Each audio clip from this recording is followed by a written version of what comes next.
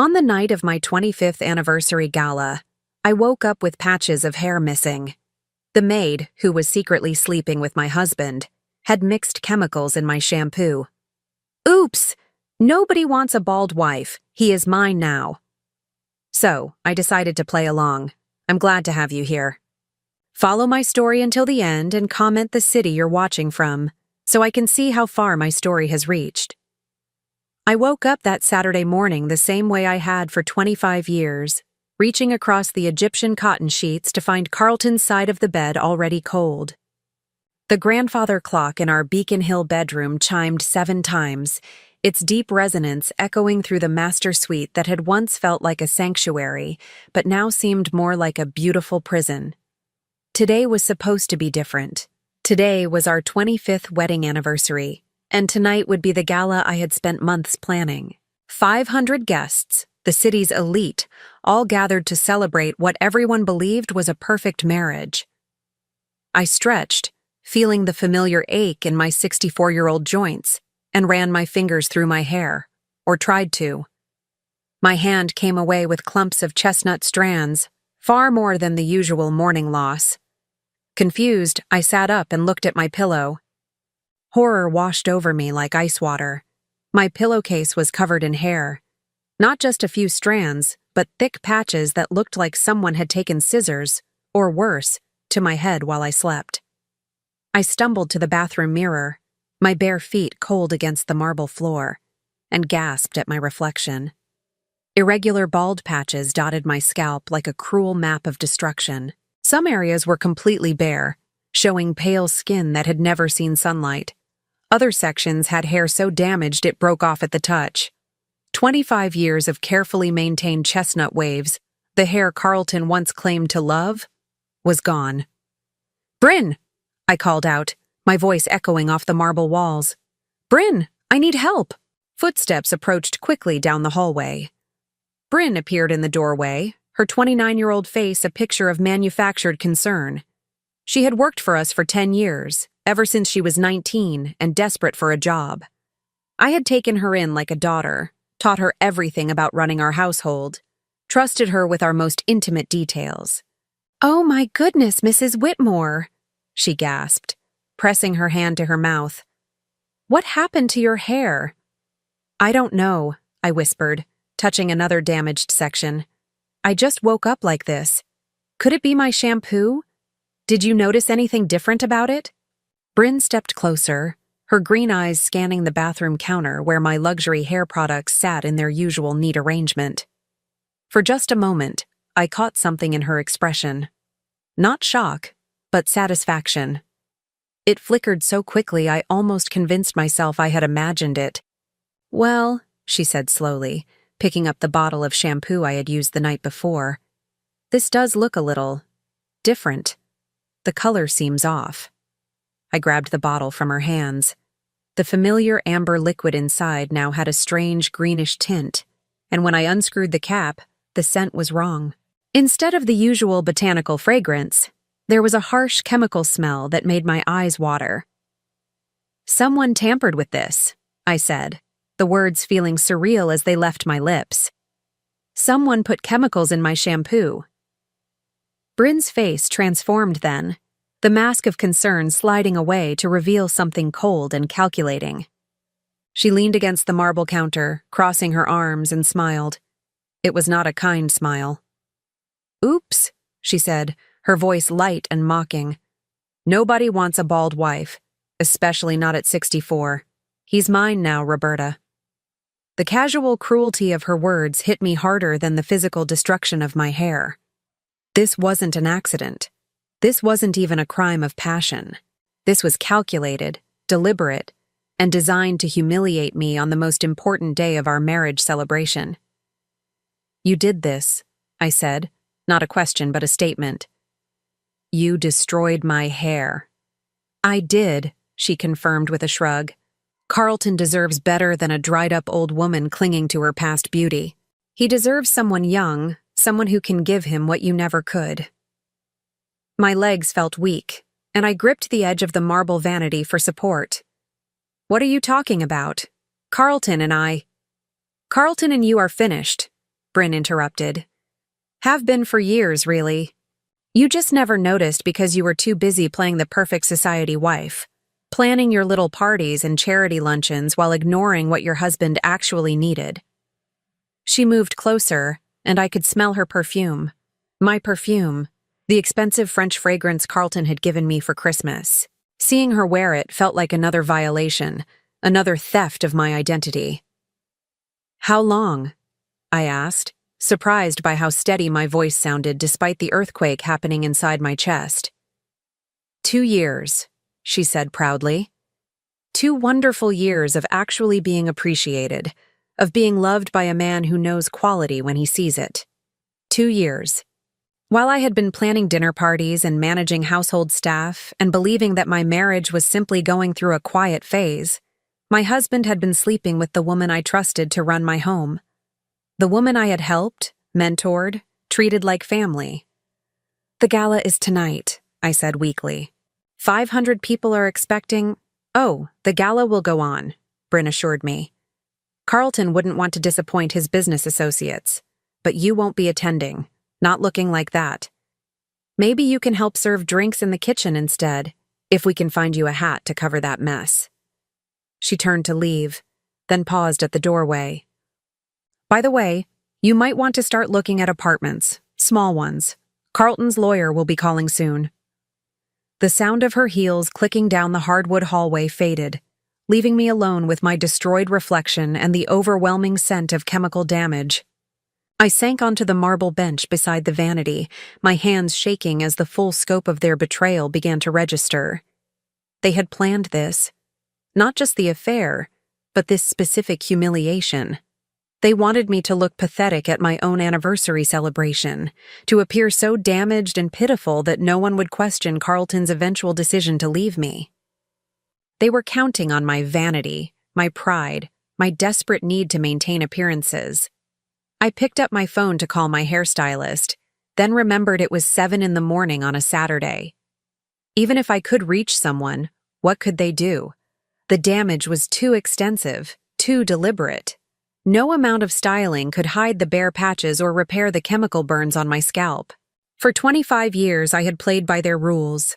I had been the dutiful wife, the gracious hostess, the woman who never made waves or asked uncomfortable questions.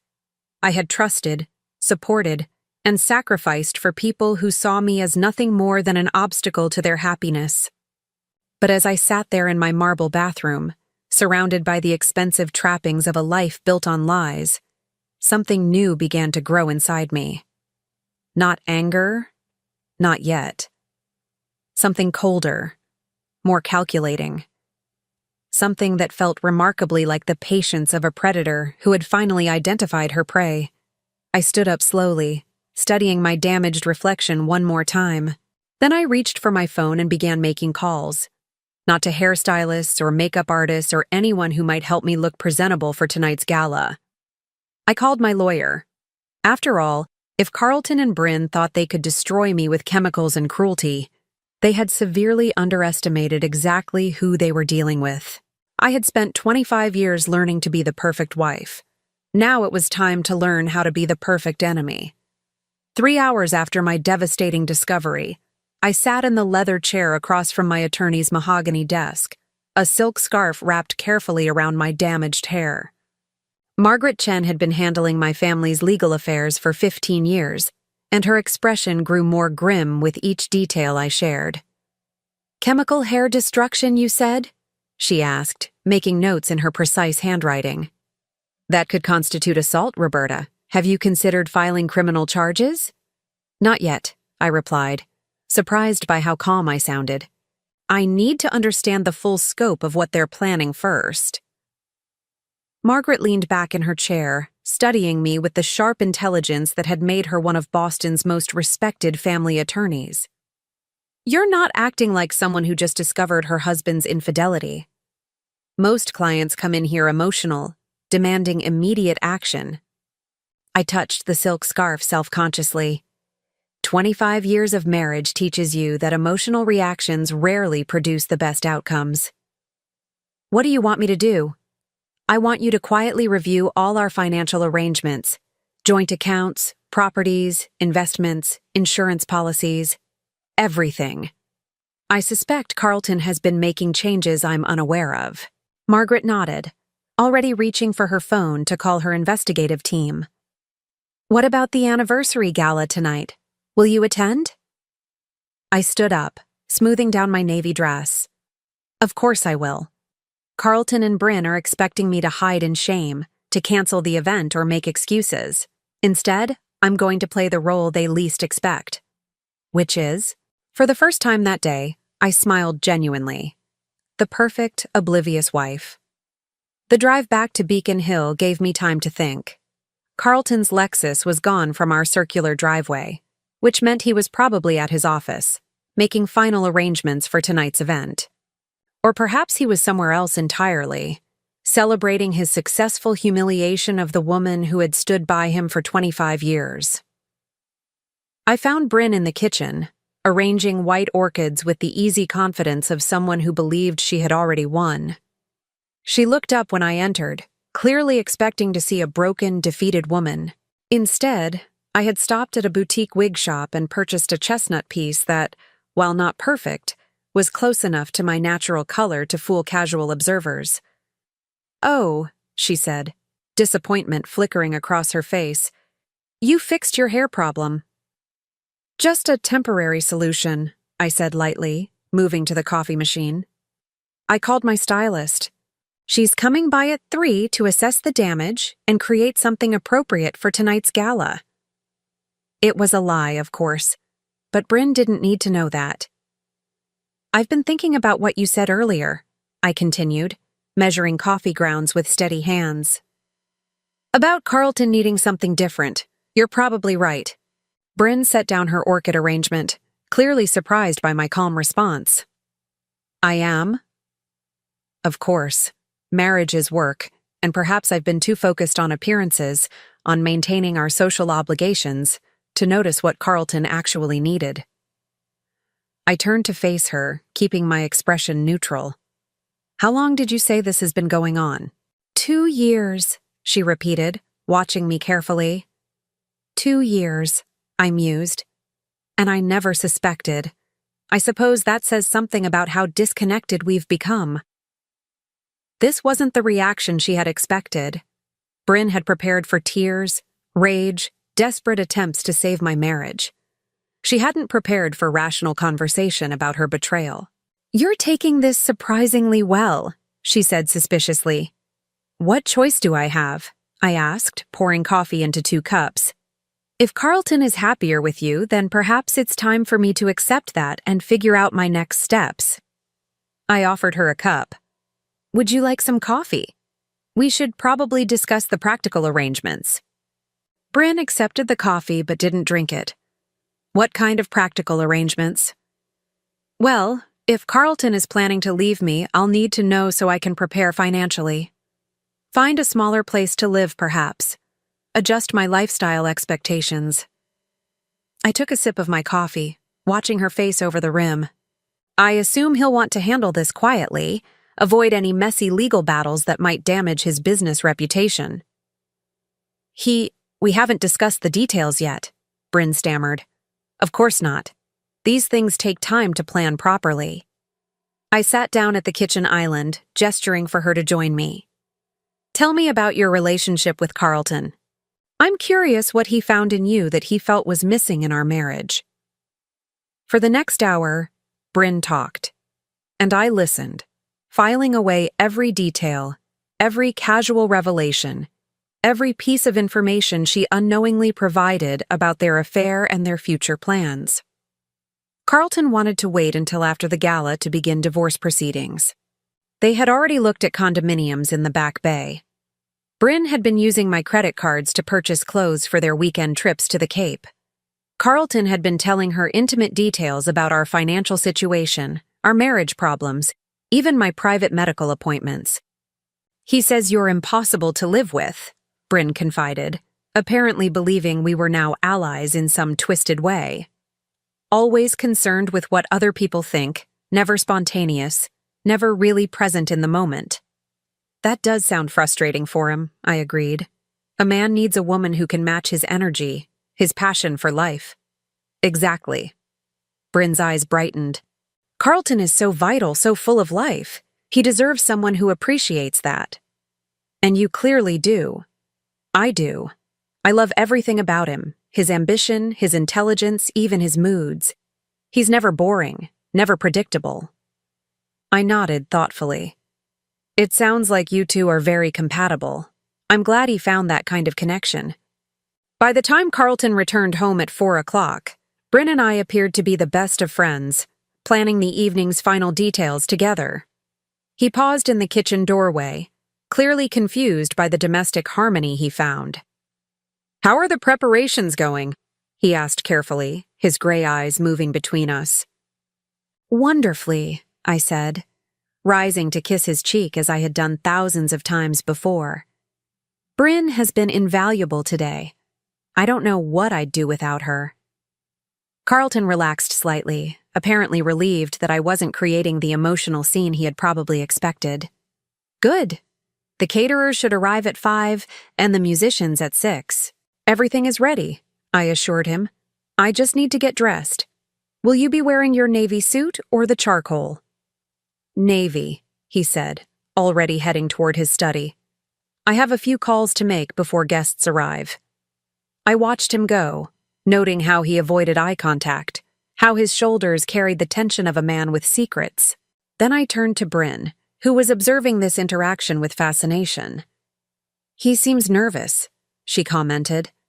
"Anniversary parties can be stressful," I replied. "So much pressure to make everything perfect." What I didn't tell her was that I had spent the morning learning far more than she realized during our friendly conversation. I now knew they had been planning this betrayal for months, that Carlton had already consulted with a divorce attorney, and that they had severely underestimated both my intelligence and my capacity for strategic thinking. I excused myself to get ready for the evening, climbing the curved staircase to our master bedroom with measured steps. In my dressing room, I selected a midnight blue gown that had always been one of Carlton's favorites, then sat at my vanity to apply makeup with the precision of an actress preparing for the performance of her lifetime. The woman staring back at me from the mirror looked elegant, composed, completely unaware that her marriage was about to implode. It was exactly the illusion I needed to maintain. Tonight, Carlton and Bryn would celebrate what they believed was their victory. They would watch me play the gracious hostess while secretly knowing they had destroyed me that morning. They would smile and accept congratulations on our 25-year marriage while planning its demise.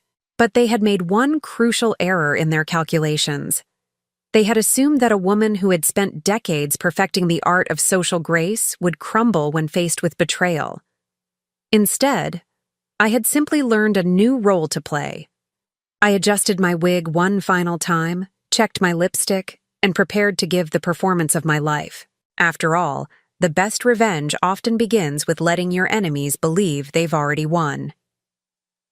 The anniversary gala was everything I had planned it to be. Elegant, sophisticated, and flawlessly executed. 500 guests filled the ballroom at the Fairmont Copley Plaza, crystal chandeliers casting warm light over tables draped in ivory silk. Carlton moved through the crowd like the successful businessman he appeared to be, accepting congratulations on our 25 years of marriage with the easy charm that had first attracted me to him decades ago. I played my part perfectly. The gracious hostess in midnight blue, my carefully styled wig drawing compliments from friends who had no idea what had happened that morning. When people asked about my new hairstyle, I simply smiled and mentioned trying something different for our special night. Bryn worked the event as she always did, coordinating with the catering staff and ensuring every detail ran smoothly. But I caught her watching Carlton throughout the evening, her green eyes following his every movement with possessive intensity. When their gazes met across the crowded room, the brief exchange of looks confirmed everything she had told me that morning. "Roberta, you look absolutely radiant tonight," said Victoria Whitmore, Carlton's sister, as she approached with a glass of champagne. Victoria had never particularly warmed to me during our marriage, but she maintained the polite facade that our social circle demanded. "Thank you, Victoria. I'm so glad you could be here," She studied my face with the sharp intelligence that ran in the Whitmore family. "You seem different tonight, more serene. Marriage certainly agrees with you after all these years." If only she knew how different everything really was. "I've learned that happiness comes from accepting what life gives you rather than fighting against it." Victoria raised an eyebrow at this philosophical response, but was interrupted by Carlton's approach. He placed his hand on the small of my back with practiced affection, the gesture so automatic, I doubt he even thought about it. "Ladies, are you enjoying the evening?" he asked, his voice carrying the slight strain I had learned to recognize over 25 years. Carlton always got tense at large social gatherings, though he hid it well. "It's a beautiful party, Carlton," Victoria replied. "You two certainly know how to celebrate properly." "Roberta planned everything," he said, and for a moment his smile seemed genuine. "She has exquisite taste." The irony wasn't lost on me. Carlton was praising my taste on the same day his mistress had chemically destroyed my hair. I wondered if he even knew what Bryn had done, or if she had acted independently, driven by her own jealousy and cruelty. "If you'll excuse me," I said graciously, "I should check on the dessert service." I made my way through the crowd, accepting compliments and air kisses from Boston's social elite, until I reached the quiet corridor outside the ballroom. Margaret Chen was waiting for me there, her expression grave. "We need to talk," she said quietly.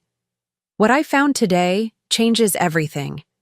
We slipped into a small conference room the hotel had provided for private conversations. Margaret opened her briefcase and pulled out a thick folder of documents. "Your instincts were correct about Carlton making financial changes," she began. "But the scope is far worse than you imagined." She spread papers across the polished table, bank statements, property deeds, insurance documents.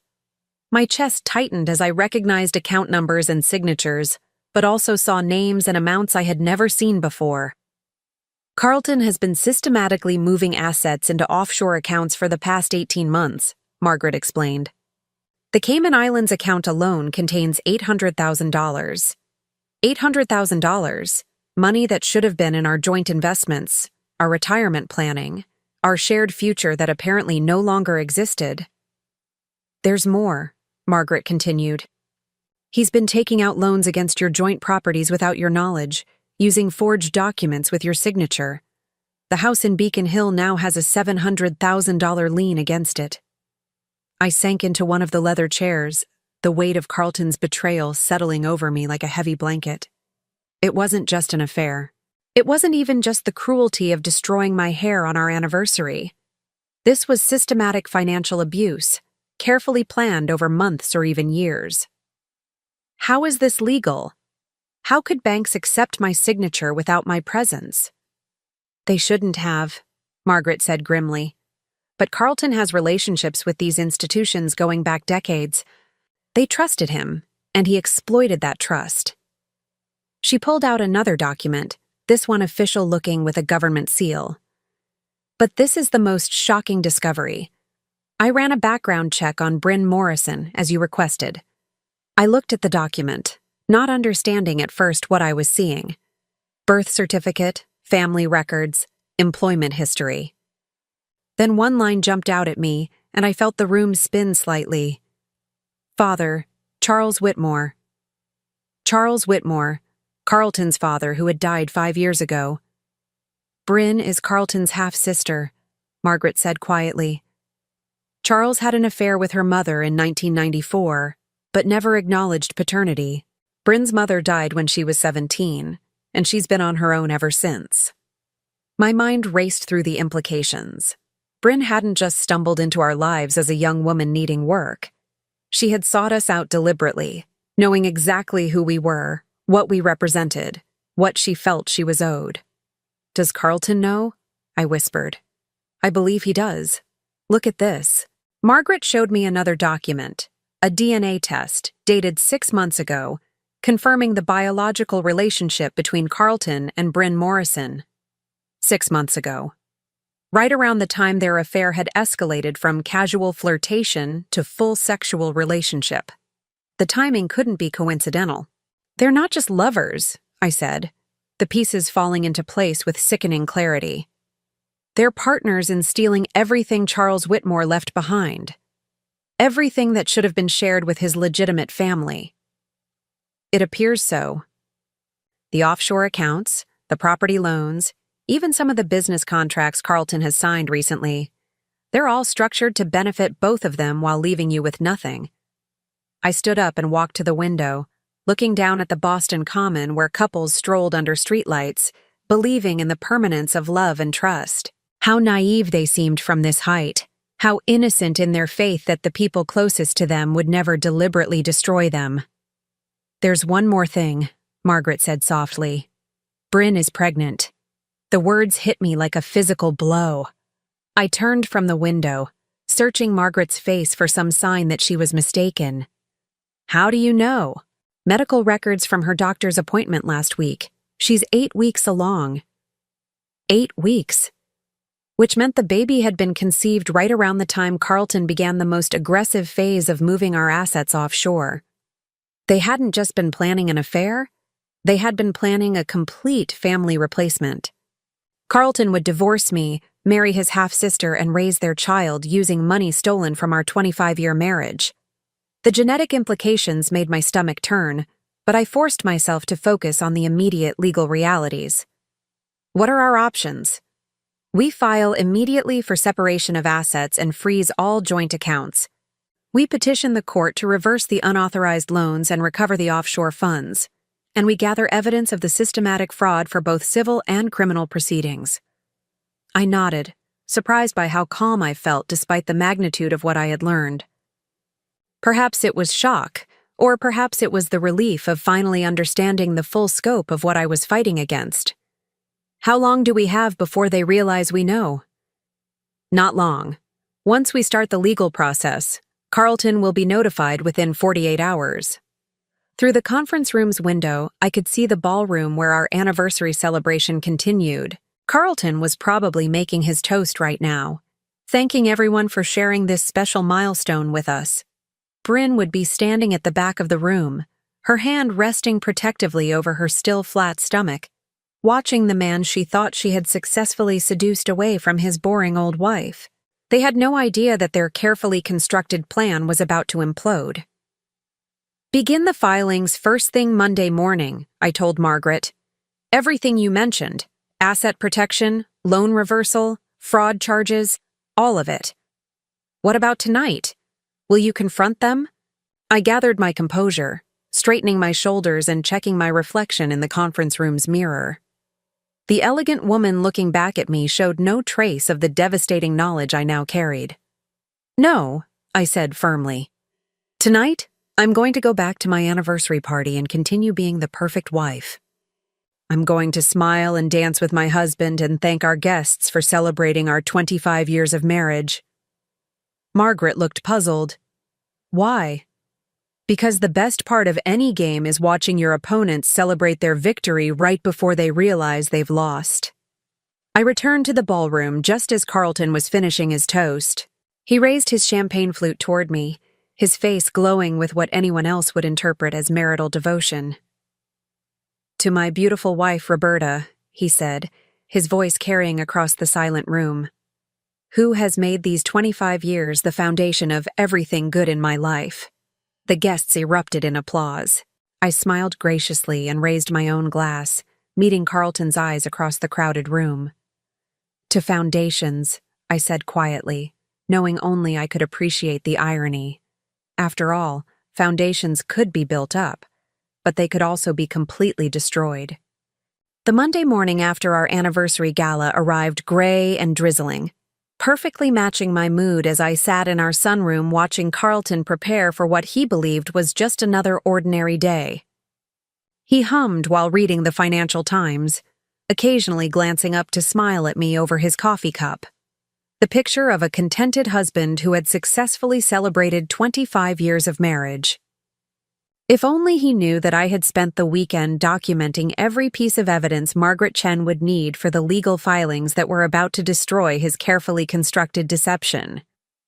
"Beautiful party Saturday night," he said, folding his newspaper with characteristic precision. "You outdid yourself, darling." "Thank you." Everyone seemed to enjoy themselves. I kept my voice light, conversational. "Victoria mentioned how relaxed you looked. She said she hasn't seen you that happy in years." Carlton's smile flickered slightly. "Did she? Well, anniversary celebrations do tend to put things in perspective." Indeed they did. Mine had certainly clarified exactly what kind of man I had been married to for 25 years. "I was thinking we should take a vacation," I continued, buttering my toast with deliberate casualness. "Maybe that trip to Tuscany we've been discussing. Now that the gala is behind us, we could finally have some time to reconnect." The irony of suggesting a romantic getaway to a man who was systematically stealing from me while sleeping with his half-sister wasn't lost on me.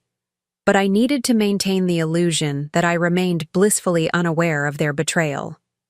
Carlton shifted uncomfortably in his chair. "That sounds wonderful, but I have some complicated business deals closing over the next few weeks. Perhaps we could plan something for later in the summer." "Of course, business first." I smiled understandingly. "Will you be working late again tonight?" "Probably. These international contracts require conference calls at odd hours."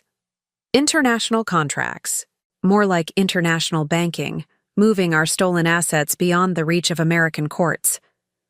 But I simply nodded and poured myself more coffee from the silver service that had been a wedding gift from his parents 25 years ago.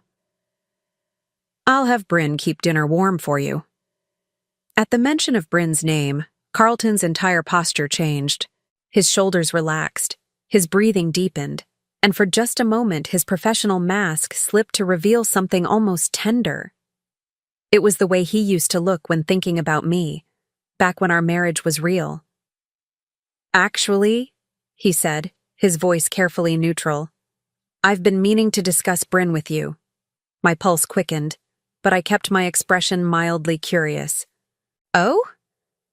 "I think we should give her more responsibilities around the house. She's been with us for 10 years now, and she's proven herself invaluable. Perhaps we could increase her salary, give her more autonomy over household decisions." More autonomy, more access to our accounts, our schedules, our private information, more opportunities to facilitate their theft and deception. "That's very generous of you," I said. "What kind of increase were you thinking?" "I thought we might double her current salary, from $1,200 to $2,400 per month. $2,400, enough to help fund the new life they were planning together, while I remained ignorant of their conspiracy." The casual way he suggested such a significant expense, without any discussion of our budget or financial priorities, revealed just how little he respected me or our supposed partnership. "That seems reasonable," I agreed. "Should I handle the paperwork, or would you prefer to take care of it?" "I'll take care of it," Carlton said quickly. Too quickly. "I know how busy you are with your charity commitments." My charity commitments. The volunteer work that kept me occupied and out of his way while he dismantled our marriage piece by piece. How thoughtful of him to ensure I had plenty of distractions. "Speaking of which," I said, "I promised Margaret Chen I'd stop by her office this afternoon to discuss the foundation's legal structure. Apparently there are some tax advantages we haven't been utilizing." Carlton's coffee cup froze halfway to his lips. "Margaret Chen? Why are you meeting with our lawyer?" "Oh, she's not just our lawyer anymore. The foundation hired her to handle their corporate governance issues." I kept my tone light, almost bored. Boring stuff, really, but necessary for maintaining our nonprofit status. This was a carefully constructed lie. Margaret was indeed meeting with me that afternoon, but to begin the legal assault that would protect what remained of our assets and expose Carlton's systematic fraud. However, Carlton didn't need to know that. "I see," he said, clearly relieved that my lawyer meeting had nothing to do with our marriage. "Well, Don't let her talk you into anything too complicated. These legal types love to overcomplicate simple situations. After Carlton left for his office, I waited exactly 30 minutes before retrieving the small digital recorder I had hidden in the dining room sideboard. Modern technology was a wonderful thing. Devices no larger than a thumb drive could capture hours of conversation with perfect clarity. I had been recording every interaction with Carlton and Bryn since Saturday night, building a comprehensive audio diary of their deception. Carlton's offer to double Bryn's salary, his reluctance to take a vacation, his obvious discomfort when I mentioned meeting with Margaret, all of it was now preserved as evidence. Bryn arrived at 9 o'clock sharp, as she had every weekday for the past 10 years. But this morning I saw her differently, knowing what Margaret had revealed about her true identity and her pregnancy. The way she moved through our house with increasing confidence, touching objects that didn't belong to her, planning a future in spaces I had decorated and cherished. "Good morning, Mrs. Whitmore," she said with the false brightness I now recognized as pure performance. "How was your weekend after the party?" Quiet and peaceful, exactly what I needed after all that excitement. I paused to study her face, looking for any sign of her pregnancy. "You look well, Bryn," positively glowing. A slight flush crept up her neck. "Thank you. I've been feeling very energetic lately." Energetic. Probably from the rush of believing she had successfully destroyed my marriage and stolen my husband. Little did she know that her victory celebration was premature. "I'm so glad. Carlton mentioned this morning that he'd like to increase your responsibilities around here, along with a substantial raise. You've certainly earned it." Bryn's eyes widened with surprise and something else, triumph. She probably thought Carlton's generosity was proof of his growing commitment to their relationship. "That's very generous," she said carefully. "I do love working here. I can tell. You've made yourself quite at home." I smiled warmly, as if I found her presumption endearing rather than infuriating. "In fact, I've been thinking we should update your living arrangements as well." Bryn lived in a small apartment above our detached garage, a space that had originally been designed for a live-in caretaker. It was comfortable but modest, appropriate for household staff rather than family members. "Update them how?" she asked, clearly intrigued. "Well, if you're going to be taking on more responsibilities, you'll need more space, more privacy. Perhaps it's time to consider finding you a proper apartment somewhere nearby." This was a test. If Bryn was planning to leave with Carlton anyway, she would be eager to discuss alternative living arrangements. If she was committed to maintaining her current deception, she would insist on staying close to monitor my activities. "Oh, I wouldn't want to impose any additional expenses," she said quickly. "I'm perfectly comfortable in the garage apartment." Interesting. She wanted to stay close, which suggested their timeline for executing their plan was still months away rather than weeks. They needed more time to complete their financial preparations, to ensure they could disappear with maximum assets and minimum legal exposure. Nonsense. Carlton and I have discussed it, and we both feel you deserve better accommodations. Another lie, but a useful one. In fact, I thought you might like to look at some places this afternoon while I'm at my meeting with Margaret. Bryn's face went through a fascinating series of expressions: confusion, suspicion, and finally forced gratitude. "That's incredibly thoughtful, but I really don't need—" "I insist," I interrupted gently. "Consider it a bonus for all your years of dedicated service." What I was really doing was getting her out of the house for several hours so I could conduct a thorough search of her living space.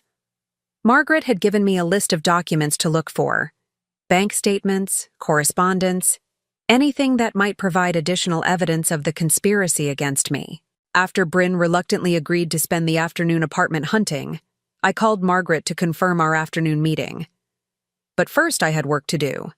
The garage apartment was accessed by an external staircase, giving Bryn complete privacy from the main house. I had rarely visited the space over the years, trusting her to maintain it appropriately. Now I climbed those stairs with a very different purpose. What I found inside shocked me more than I had expected. The modest apartment I remembered had been transformed into something resembling a shrine to Carlton. Photographs of him covered every surface, some taken at family gatherings, others candid shots taken without his knowledge. Magazine articles featuring his business successes were framed on the walls. Even more disturbing was a collection of my personal items that had gone missing over the years. Jewelry, scarves, perfume bottles, displayed on her dresser like trophies. But the most damaging evidence was hidden in a shoebox under her bed. Bank statements showing regular deposits from Carlton's personal account. Copies of legal documents related to the offshore banking arrangements. And most shocking of all, a handwritten timeline detailing their plan to systematically drain our joint assets before filing for divorce. According to Bryn's notes, they had originally planned to wait until our anniversary had passed to avoid any suspicious timing. The baby had accelerated their schedule, but they still intended to complete several more asset transfers before making their move. I photographed everything with my phone, careful to return each item to its exact original position. Then I made one additional discovery that changed everything I thought I knew about their relationship. A love letter from Carlton, dated just 3 days ago, expressing his eagerness to finally be free to love you openly and his excitement about the child we've created together. But the most revealing line was his confession that, "Knowing you're my father's daughter makes this even more meaningful. We're not just lovers, we're family reclaiming what should have been ours from the beginning." They knew. They both knew they were half-siblings, and far from being disturbed by the genetic relationship, they saw it as justification for their theft and betrayal. In their twisted logic, Bryn's illegitimate connection to Charles Whitmore gave them the right to steal everything I had helped Carlton build during our marriage. I sat in Bryn's violated living space, surrounded by evidence of 25 years of deception, and felt something I hadn't experienced since childhood. Pure, crystalline rage. Not the hot anger that makes people act impulsively, but the cold fury that makes them act decisively. By the time I met Margaret that afternoon, I had enough evidence to destroy them both completely. The question was no longer whether I could protect myself. It was how thoroughly I wanted to devastate the people who had betrayed me so completely.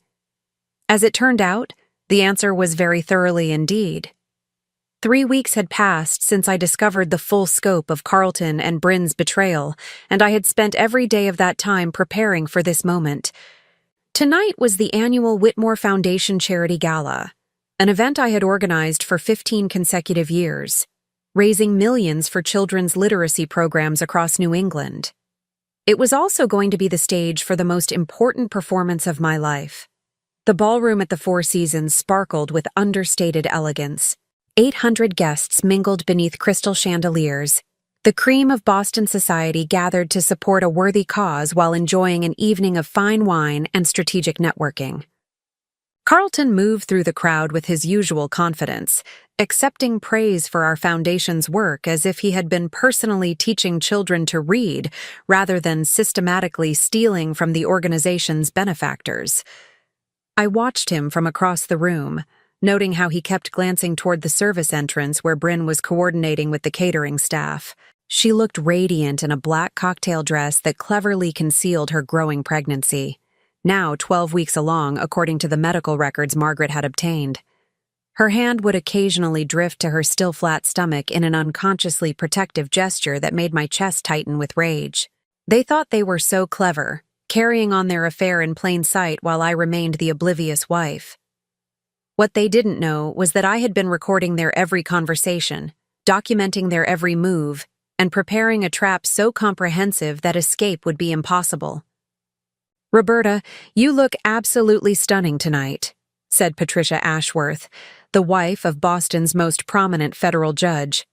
"That sapphire necklace is extraordinary." I touched the vintage Van Cleef & Arpels piece that had belonged to Carlton's mother. "Thank you. It seemed appropriate for such a special evening." What I didn't mention was that I had spent the afternoon having the necklace appraised and photographed for insurance purposes. By tomorrow morning, it would be safely locked in a safety deposit box that Carlton couldn't access, along with every other piece of valuable jewelry he might try to claim in divorce proceedings. "Ladies and gentlemen," the master of ceremonies announced from the podium, "please take your seats. We're about to begin this evening's program." I made my way to the head table, where Carlton was already seated beside Victoria, his sister, and her husband James. Victoria had been surprisingly supportive over the past few weeks, perhaps sensing that something significant was happening even if she didn't know the details. "You seem different lately," she had told me during a lunch meeting the previous week. "More focused. It suits you." If only she knew what I was focusing on. As the salad course was served, Carlton leaned close to whisper in my ear, "Everything looks perfect, as always. You've outdone yourself." His breath against my neck might have been intimate once. Now it felt like a violation, made worse by the knowledge that he had whispered similar words to his pregnant half-sister just hours earlier in our own home. "Thank you," I murmured back. "I have some special surprises planned for tonight's program." Carlton's smile faltered slightly. "Surprises? Nothing dramatic, just some additional announcements I thought would be appropriate for such a milestone year." This wasn't entirely a lie. I did have announcements planned. They just weren't the kind Carlton was expecting. The dinner proceeded flawlessly through multiple courses, accompanied by the usual speeches about literacy programs and community impact. I played my role perfectly, the devoted foundation president graciously accepting praise for another successful event. But I was watching the clock, waiting for the moment when everything would change. At exactly 9:30, as dessert was being served, I rose from my seat and moved to the podium. The room gradually quieted, hundreds of faces turning toward me expectantly. "Good evening, everyone. Before we conclude tonight's festivities, I have several important announcements to share." Carlton looked puzzled but not alarmed. Across the room, Bryn had paused in her coordination duties to watch my speech.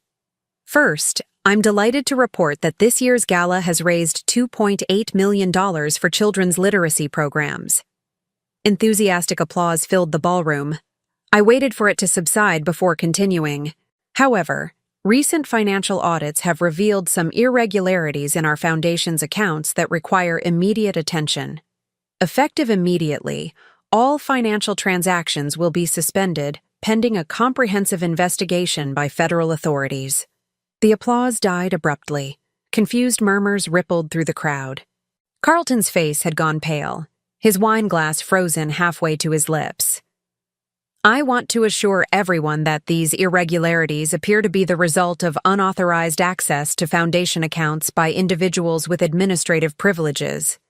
The FBI's White-Collar Crime Division will be conducting a full investigation beginning tomorrow morning." This was the first part of my trap. The Whitmore Foundation's finances were indeed being investigated because I had requested the audit myself after discovering that Carlton had been using foundation accounts to facilitate some of his offshore transfers.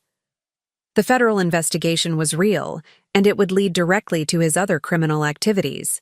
"Additionally," I continued, my voice carrying clearly through the stunned silence, "I want to address some personal matters that affect the Foundation's future leadership." Carlton started to rise from his seat, but Victoria's hand on his arm stopped him. She was watching me with fascination, as if finally understanding that something momentous was happening. After 25 years of marriage, my husband Carlton and I have decided to separate. This decision became necessary when I discovered systematic financial fraud involving our joint assets, including the theft of over $800,000 through unauthorized offshore accounts. Gasps echoed through the ballroom. Carlton's face had gone from pale to ashen, and I could see Bryn near the service entrance, her hand pressed to her mouth in shock. I want to emphasize that these alleged crimes are Carlton's personal responsibility and do not reflect the values or mission of our foundation. However, given his administrative role in our organization, immediate changes to our leadership structure are necessary to protect the integrity of our charitable mission. The room was completely silent now. 800 of Boston's most influential citizens hanging on every word. This was exactly the audience I had wanted.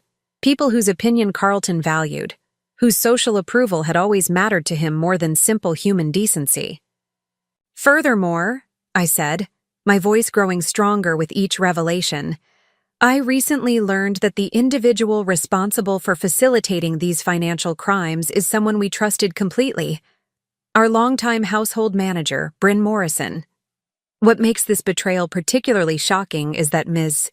Morrison is carrying my husband's child, conceived during their 2-year affair.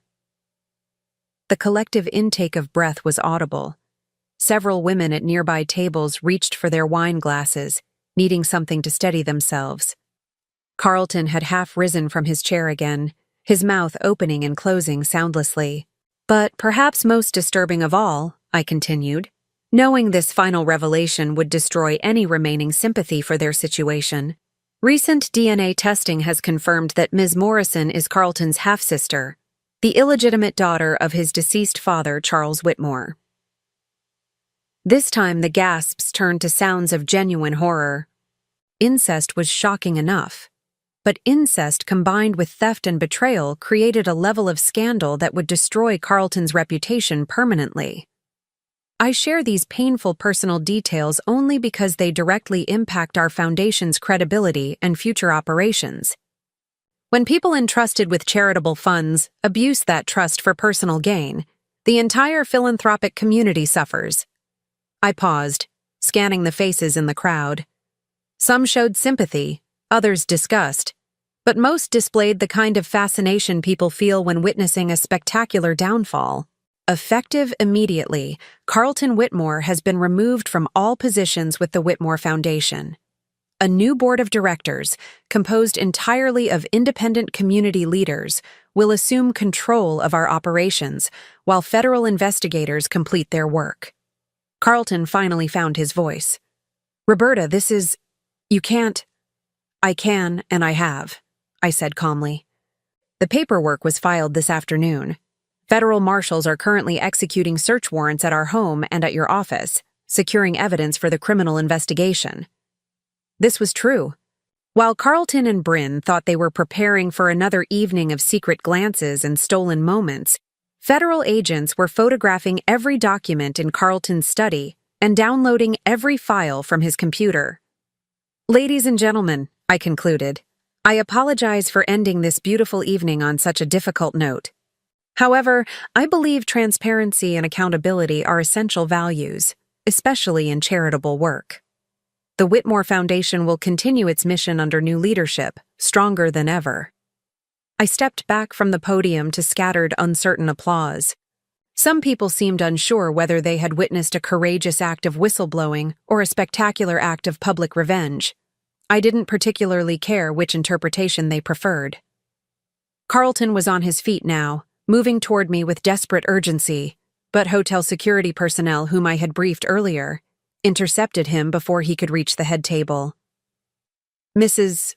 Whitmore," one of the officers said quietly, "we have instructions to escort Mr. Whitmore from the premises. Federal agents are waiting to speak with him in the lobby." As Carlton was led away, his face a mask of shock and humiliation, I caught sight of Bryn near the service entrance. She was backing toward the exit, her face pale with terror, one hand protectively covering her stomach. But she wouldn't escape that easily.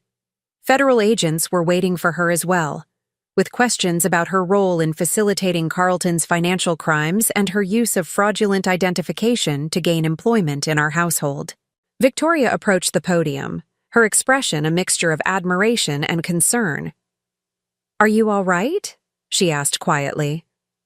"I'm better than I've been in years," I replied honestly. "For the first time in decades, I know exactly where I stand." "What will you do now?" I looked around the ballroom, at the faces of people I had known for decades, people who would spend the next several months dissecting every detail of Carlton's downfall. Some would whisper that I had been too harsh, too public in my revenge. Others would praise my courage in exposing corruption and protecting charitable funds. "I'm going to rebuild," I said simply. "Starting tomorrow, I'm going to create a life based on truth rather than appearances. It's going to be considerably smaller than what I had before, but it will be entirely mine. As federal agents led Carlton and Bryn away in handcuffs, a sight that would dominate Boston social media for weeks, I felt something I hadn't experienced in 25 years. Complete and total freedom. The trap had worked perfectly.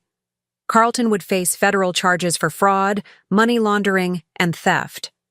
Bryn would be charged as an accomplice and would likely serve time in federal prison, where giving birth to her half-brother's child would be the least of her problems. And I would be free to discover who I really was when I wasn't busy being the perfect wife to a man who had never deserved my devotion. It was, I realized, the best anniversary gift I had ever given myself. 6 months after the night that changed everything, I stood in the kitchen of my new home in Cambridge, watching the morning light filter through gauze curtains as I prepared coffee in a simple French press. The ritual was slower than the elaborate espresso machine I had operated for 25 years in Beacon Hill, but there was something deeply satisfying about the deliberate pace, the attention required for each step.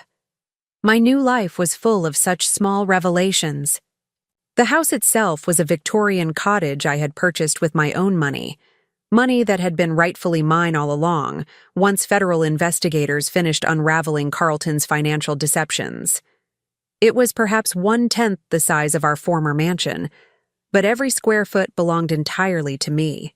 No shared mortgages, no joint accounts, no hidden liens or secret obligations. The legal proceedings had moved with surprising speed once federal authorities became involved. Carlton's offshore accounts had been frozen within days, and his systematic fraud had been so well documented that plea negotiations began almost immediately. His lawyers had advised cooperation in exchange for reduced sentencing, which meant I learned details about his deceptions that I might never have discovered otherwise. The depth of his betrayal had been staggering. For more than 3 years, he had been systematically draining not just our joint accounts, but also the Whitmore Foundation's emergency reserves, using the stolen funds to purchase properties that he registered under false names. The total amount approached $1.6 million by the time investigators finished their calculations. But perhaps more painful than the financial theft was the revelation of how long I had been living a lie. Carlton's affair with Bryn hadn't lasted 2 years, as she had initially claimed. It had begun almost immediately after she joined our household 10 years ago, when she was 19 and he was 57. What I had interpreted as fatherly mentorship had actually been grooming, and what I had seen as household efficiency had been the systematic invasion of my privacy and dignity. My phone buzzed with a text message, interrupting my morning reflection. Margaret Chen, checking on my adjustment to civilian life, as she jokingly called my existence outside the federal investigation. Margaret. Coffee later. I have updates on the sentencing. Me. My place at 2? I'll make lunch. Cooking had become one of my unexpected pleasures in this new life. For 25 years, elaborate meals had been Bryn's responsibility or the caterer's art. Now I was discovering the meditative quality of chopping vegetables, the satisfaction of creating something nourishing with my own hands. At exactly 2 o'clock, Margaret knocked on my front door. She looked more relaxed than I had seen her during the intense months of legal proceedings, wearing jeans and a casual sweater instead of her usual courtroom armor. "This place is perfect," she said, settling into one of the comfortable armchairs I had chosen for my small living room. "How are you adjusting?" "Better than I expected." I poured tea from a ceramic pot, another small ritual that marked my new life. Some days I wake up and can't believe how quiet it is. No staff, no social obligations, no one needing anything from me except what I choose to give. And Carlton's sentencing? The question I had been both anticipating and dreading. What did the judge decide? Margaret's expression grew serious. 7 years for Carlton, 3 for Bryn. They'll serve their time in separate federal facilities, and Carlton will be required to make full financial restitution to both you and the foundation. 7 years. Carlton would be 74 when he was released, his business reputation destroyed, his social standing obliterated. Bryn would serve her time in a women's federal prison, giving birth to her child under circumstances I couldn't allow myself to contemplate too deeply. "How do you feel about that?" Margaret asked gently. I considered the question seriously. 6 months ago, I might have felt triumphant about their punishment, vindicated by the justice system's recognition of the crimes committed against me. Now I felt something more complex. Not satisfaction exactly, but a kind of closure that allowed me to stop defining my life in relation to their betrayal. "I feel free," I said finally. Free to stop thinking about them, stop planning around them, stop defining myself as either their victim or their victor. Margaret nodded approvingly. "That's healthy. What about Victoria? Have you stayed in touch?" Victoria Whitmore had surprised me throughout the legal proceedings. Rather than defending her brother or maintaining family loyalty, she had publicly supported my decision to expose his crimes. She had even testified as a character witness during my testimony, describing the years of financial abuse I had endured without fully understanding what was happening. "We have dinner once a month," I said. "She's dealing with her own shame about not recognizing Carlton's character earlier, but we found an unexpected friendship in our shared experience of having been deceived by someone we trusted." It was strange, building a relationship with my former sister-in-law based on our mutual recognition that the man we had both loved was fundamentally different from who we thought he was. But Victoria's support had been invaluable during the hardest months, and her friendship was one of the unexpected gifts of my new life. "Any other relationships developing?" Margaret asked with a knowing smile. I felt myself blush slightly, which was ridiculous at 64 but somehow inevitable when discussing Henry Morrison, no relation to Bryn despite the shared surname. Henry was a retired literature professor I had met at the Cambridge Public Library, where I had started volunteering with their adult literacy program. He was 70, recently widowed after 40 years of marriage, and possessed the kind of gentle humor that made even difficult conversations feel manageable. "We are taking things very slowly," I admitted. "Neither of us is interested in rushing into anything serious, but he's kind, genuinely kind, in a way I'd forgotten was possible." "That's wonderful. You deserve kindness." After Margaret left, I found myself walking through my small house, taking inventory of the life I was building piece by piece. The living room contained books I had actually chosen rather than volumes selected for their impressive spines. The bedroom featured a comfortable reading chair positioned beside a window, where morning light made reading a pleasure rather than a duty. Most importantly, the house contained no photographs of my previous life. I had packed away the albums documenting 25 years of marriage, not out of bitterness, but because those images belonged to a woman who no longer existed. The Roberta who had posed beside Carlton at charity events, who had smiled graciously while being systematically robbed and betrayed, who had measured her worth by her ability to maintain appearances. That woman had died the morning I woke up with patches of missing hair. The woman who had replaced her was still discovering her own preferences, her own priorities, her own capacity for joy and simple pleasures.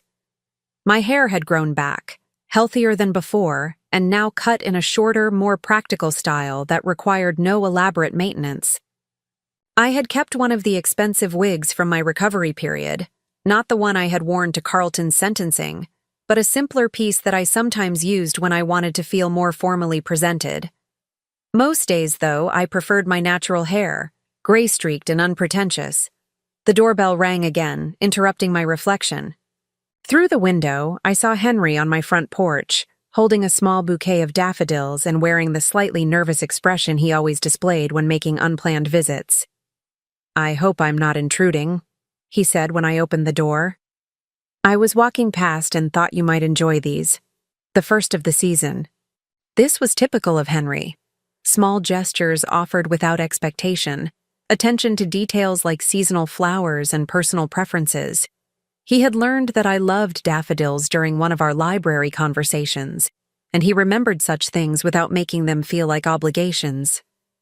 "They're beautiful," I said, accepting the flowers and inviting him inside. "Would you like some tea?" As Henry settled into the kitchen chair that was becoming his usual spot during these visits, I realized something that would have shocked the woman I used to be. I was happy. Not the desperate, anxious happiness of someone afraid to lose what they had, but the deep, quiet satisfaction of someone who had built exactly the life they wanted. "How was your day?" Henry asked, a question he always posed with genuine interest rather than social obligation. "Productive," I said, arranging the daffodils in a simple glass vase. Margaret brought news about the sentencing, and I finished organizing the donation of books for the literacy program. Henry nodded approvingly. He understood the importance of the literacy work to my healing process. The way teaching adults to read had restored my sense of purpose after the foundation work became impossible. There was something profoundly healing about helping people discover their own voices through written words, especially after spending so many years having my own voice silenced by people who claimed to love me. 7 years for Carlton, 3 for Bryn, I said, sharing the news I knew Henry had been waiting to hear. He reached across the small kitchen table and covered my hand with his. "How do you feel about that?" It was the same question Margaret had asked, but somehow it felt different coming from Henry. Less professional curiosity, more personal concern for my emotional well-being. "Relieved," I said honestly. Not because I wanted them to suffer, but because it's finally completely over. I don't have to think about them anymore unless I choose to. "And do you choose to?" I looked around my small kitchen, at the daffodils brightening the space, at the man who had entered my life without drama or deception, asking for nothing more than my company, and offering nothing less than complete honesty in return. "Less and less," I admitted. "There are whole days now when I don't think about Carlton or Bryn at all. I'm too busy discovering who I am when I'm not trying to be the perfect wife to someone who never deserved my perfection." Henry smiled, the kind of genuine expression that transformed his entire face. "And what have you discovered?" It was a larger question than he probably realized. What had I discovered about myself in these months of radical solitude and gradual rebuilding? I discovered that I'm stronger than I thought, but also that I don't need to be strong all the time. I discovered that I actually enjoy cooking, reading, gardening. Simple pleasures I never had time for when my life was scheduled around other people's needs. I paused, considering whether to share the deeper revelation that had emerged during my conversations with the therapist Margaret had recommended. "I also discovered that I was complicit in my own diminishment," I said finally. "Not responsible for Carlton's crimes, but responsible for accepting a marriage where I was valued more for what I provided than for who I was." Henry squeezed my hand gently. "That's a difficult recognition, but necessary. Because understanding my own patterns is the only way to ensure I never repeat them." We sat in comfortable silence for several minutes, drinking tea and watching the afternoon light shift across my small garden. This was another revelation. That silence with the right person could be more intimate than conversation with the wrong one. "I should let you get back to your evening," Henry said eventually, though he made no immediate move to leave. "Actually," I said, surprising myself with the spontaneity, "would you like to stay for dinner? I was planning to try a new recipe, and it's always better to have someone to share it with." His face lit up with pleasure. "I'd love that." As we worked together in my small kitchen, Henry chopping vegetables while I seasoned the chicken, I reflected on how different this domesticity felt from the elaborate dinner parties I had orchestrated for 25 years. This was collaboration rather than performance, genuine pleasure rather than social obligation. "Can I ask you something?" Henry said as we sat down to eat. "Of course." "Do you ever regret exposing Carlton so publicly? Some people might have handled it more privately." I considered this question, which I had asked myself many times during the past 6 months. "I regret that it was necessary," I said slowly. "I regret that Carlton chose to betray not just me, but also the charitable organizations that trusted him. But I don't regret my response. Privacy would have protected his reputation at the expense of justice for his victims. Including yourself. Including myself. For 25 years, I protected Carlton's reputation by staying silent about problems in our marriage. That silence enabled him to commit increasingly serious crimes against people who trusted him. Sometimes the most loving thing you can do is refuse to enable someone's destructive behavior. Henry nodded thoughtfully. It must have taken tremendous courage. Actually, by the time I stood up at that podium, it felt less like courage and more like inevitability. I had spent so many years being afraid of disappointing people, afraid of making scenes, afraid of not being perfect. Once I stopped being afraid, the choice became clear.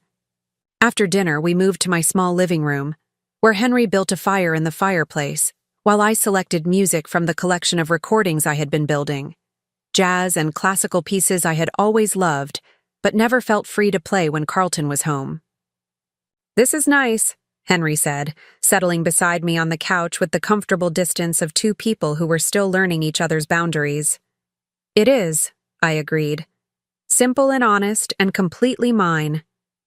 As the fire crackled and soft piano music filled the room, I felt something I had never experienced during my marriage. Complete contentment with exactly where I was and who I was with. No anxiety about the future, no regrets about the past, just the peaceful satisfaction of a life lived according to my own values rather than other people's expectations. When Henry left that evening, he kissed my cheek gently and said, "Thank you for a lovely evening, Roberta. I hope we can do this again soon." I'd like that very much. After he left, I sat by the dying fire, thinking about the long journey from the woman who had awakened 6 months ago to discover her life was built on lies, to the woman I was becoming. The process hadn't been easy. There had been nights of rage, days of grief, weeks of uncertainty about what came next. But as I prepared for bed in my small, honest house, I realized that every moment of difficulty had been worth it for this. The knowledge that I was finally living a life that was entirely my own. Carlton and Bryn had tried to destroy me with chemicals and cruelty, believing that a 64-year-old woman would crumble under the weight of their betrayal. Instead, they had freed me from a prison I hadn't even realized I was living in. The woman who had spent 25 years being the perfect wife was gone forever. In her place was someone stronger, wiser, and infinitely more content with the beautifully imperfect life she was building, one honest day at a time. And that, I realized as I turned off the lights and headed upstairs to my peaceful bedroom, was the greatest revenge of all. Now, I'm curious about you who listened to my story. What would you do if you were in my place? Have you ever been through something similar? Comment below, and meanwhile, I'm leaving on the final screen 2 other stories that are channel favorites, and they will definitely surprise you. Thank you for watching until here.